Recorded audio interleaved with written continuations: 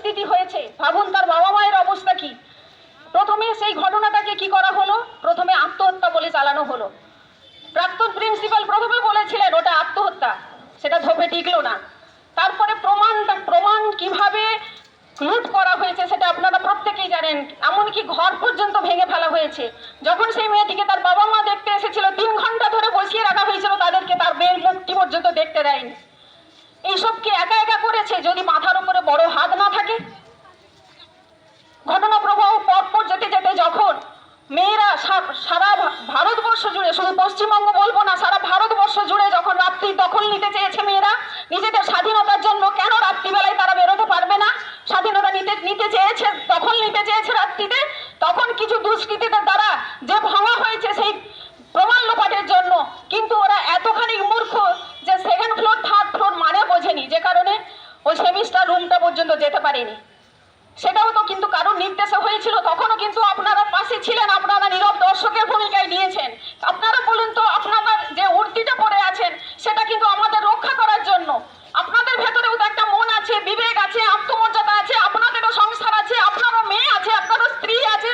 যদি কোনোদিন আপনাদের ঘটনাটা ঘটে তাহলে কোথায় যাবেন সেদিন? আপনারা কার কাছে যাবেন?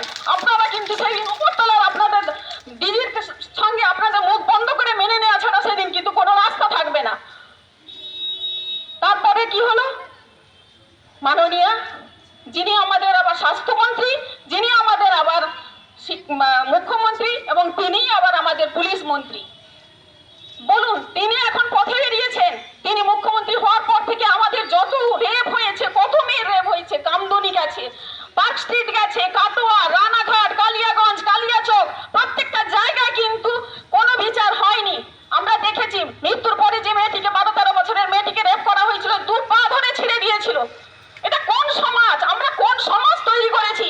সমাজ কিন্তু একা একা হয় না, আমরা সমাজ গড়ি। তারপরে মুখ্যমন্ত্রী কি করেছেন, সেটা রেট বেঁধে দিয়েছেন। ফুল রেপ হলে 40,000, হাফ রেট হলে 50,000। এটা সরকারকে বদনাম করার চেষ্টা করছে। কখনো বলছে প্রেগনেন্ট ছিল। এই করতে করতে মুখ্যমন্ত্রী একজন মেয়ে, আমাদের মেয়েদেরকে সমাজের কাছে কোন জায়গায় নামিয়ে দিয়েছেন। 34 বছর বাম শাসনের পরে যখন আমরা ভেবেছিলাম একজন মহিলা মুখ্যমন্ত্রী আসছেন আমাদের রাজ্যে, আমরা নিরাপত্তা পাবো, কিন্তু আমরা কি নিরাপদ? আজকে কন্যাশ্রী ভাতা দেওয়া হচ্ছে, কিন্তু সেই কন্যাশ্রীতে নিরাপত্তা দিতে ব্যর্থ সরকার। লক্ষ্মীদের লক্ষ্মী ভান্ডার দেওয়া হচ্ছে, কিন্তু লক্ষ্মীরা নিরাপদ নয়। আমরা আজকে কোন জায়গায় গিয়ে দাঁড়াবো, কার কাছে গিয়ে দাঁড়াবো? তাই আজকে আমরা স্বাধীনতা চাইতে এসছি। কিভাবে আমরা স্বাধীন থাকবো? তাই জন্য আমাদের এখন স্লোগান দফা 1, দাবি 1, মমতার পদত্যাগ। আমরা পদত্যাগ চাইছি। এই মুখ্যমন্ত্রী আমাদের আর দরকার নেই। সবাই একসঙ্গে বলুন